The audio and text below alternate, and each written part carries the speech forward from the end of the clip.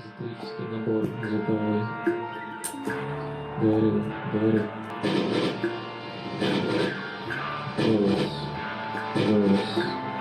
Голос.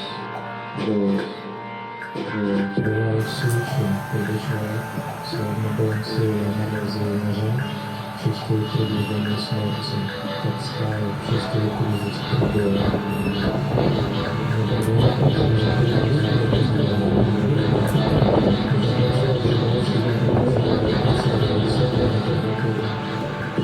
Такие случаи можно сравнить с сложной тревогой, как капитан корабля выходит на мостик лишь сильный шторм, так и здесь в нужный момент возникает некая тайная инстанция, напоминая надлежащее время.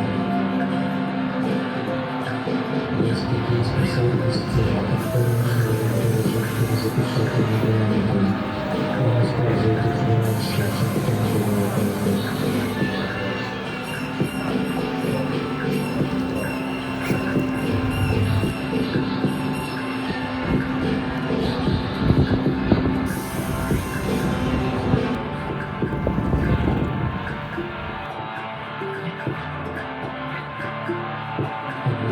Способности выполнения оценивать свое положение. Человек действительно использует ее тогда, когда после секундного смятения узнает свою близкую смерть лицо. Он охлаждает его, умирающий уже далеко от нас. Он совершает предложение. Удалось лишь представлять, как путь вступил в ритуал суждения с Богом.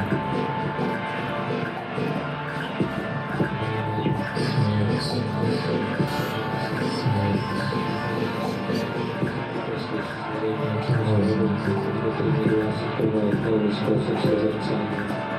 Теперь жизнь предстоит ему сделать особенным, более далеким и более ясным, чем обычно. Ее независимо оказались как огромные стороны на пальце, и процесс, растянувшийся на много лет, усматривался в самом зародыше золотоливного дома. Человек потерял свое превращение в перспективе необходимости и влилась в светлые тени. Всплывают не столько образы, сколько их сущности смыслы. Если посреди спектакля в пустом зале, опущенном занавесе, некий незримый оркестр еще раз пробирал его мотив. Одиноко, трагически, гордо, с глубочайшим смыслом. Человек достигает новый способ любить жизнь, без инстинкта самосохранения. Его мысли обретают свою реальность когда освобождаются от страха, омрачающего и отягощающего все понятия и суждения.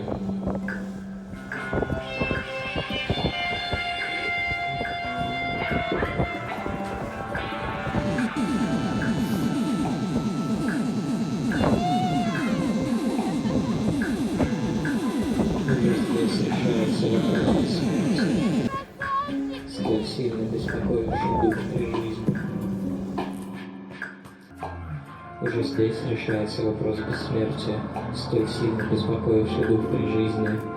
Чрезвычайность этого решения заключается в том, что умирающий достигает некой точки, откуда он, будто с вершины горы, обозревает ландшафт жизни и смерти и обретает совершенную достоверность, обнаруживая себя как здесь капитан.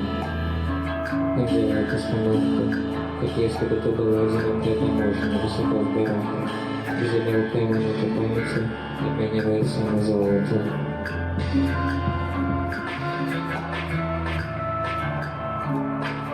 Его сознание проникает вперед, как свет, лучи которого позволяют увидеть, что за ним никто не идет по пятам, и что взамен страха он получит уверенность.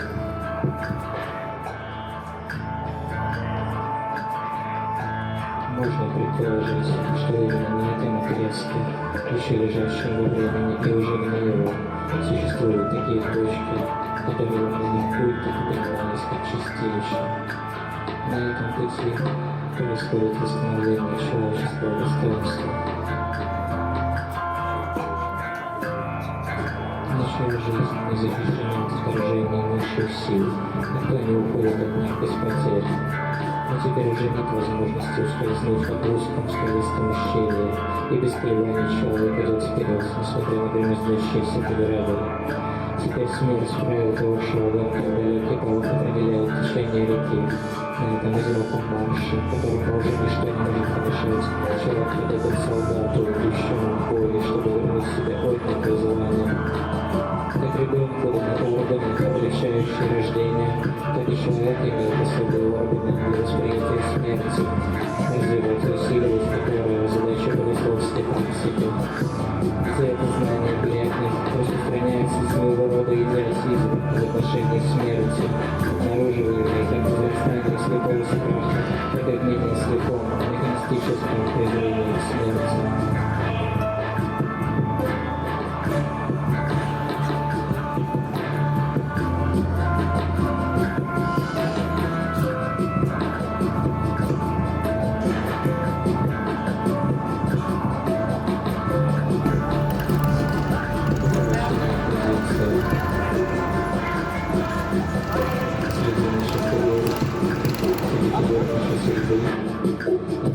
Которую мы называем утраченной позицией, и никто не знает, не станет ли именно она его судьбой. Иногда рок постигает нас так же быстро, как туман опускается на горы. В иных случаях мы видим, что опасность подходит издалека. Перед ее лицом мы находимся в положении игрока в шахматы, готовящегося к долгому изощренному эндшпилю, или осознающего неизбежность своего поражения. Даже если бедствие вынуждает большие и малые группы людей оставаться на утраченной позиции, существует пробуждение ночного сна. Это случается прежде всего там, где история пользуется потайным входом. Склонны верить, что катастрофу предотвращают важные знамения. Тем не менее, гораздо чаще случается, что какое-нибудь историческое здание расшатывает снующие муравьи. Тогда его может разрушить одно легкое дыхание произнесенного слова. Людей, ищущих за праздничным столом, быстро охватывает страх. Вскакивая со своих мест, прожигатели жизни в бликах пламени узнают обман, которым окутывают человека в состоянии безопасности. Все признаки такого положения хорошо видны там, где время позволяет им вызреть. Происходить это может самыми разными способами. Так, города, населенные верующими, еще долго могут сохраняться в тех странах, где уже повсюду приносят жертвы чужим богам. Например, Афон, Помпееров или Мавританская Гранада. Такие институты как школы, монастыри или фактории столетиями живут в изоляции. То же самое может произойти и в собственной стране, с общинами, сословиями или семьями. Даже в их угодении всегда есть островки, которые страны долгое время не замечают. Также в Париже или в Роме. При определенных обстоятельствах жизнь часто выступает своей прежде неведомой ясностью и прозрачностью. Подобно тому, как звезды уши наблюдать из обсерваторий, установленных среди льдов, так и на утраченной позиции для нас проясняется весь порядок жизни. Тогда даже привычные повседневные обретают особое достоинство.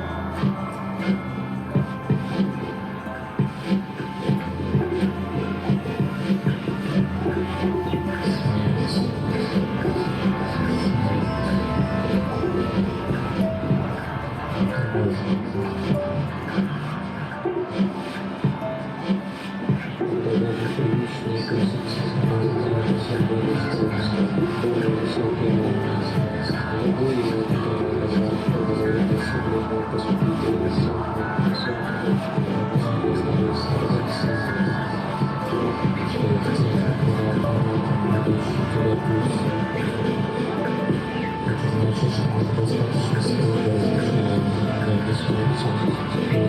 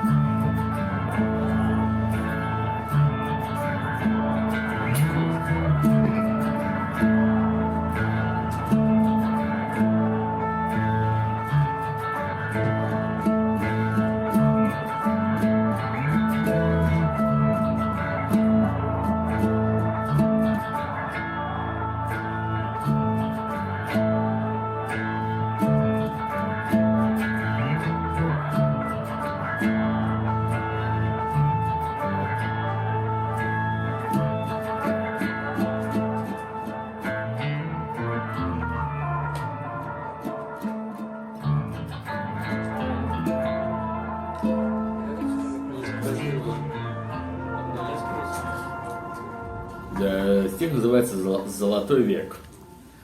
Облако нежное, сливовое.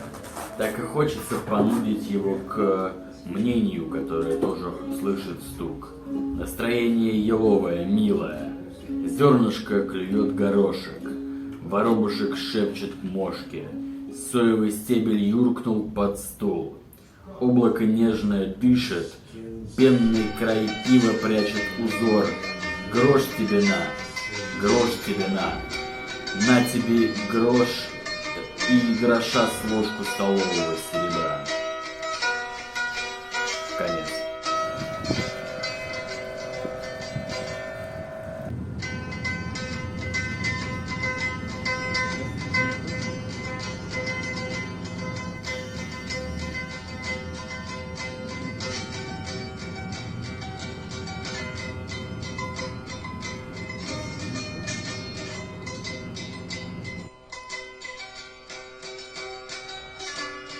Это нам то, что придет. Мог бы проект «Погром». Вот. Да. Я буду патроном, а проект у нас будет «Погром».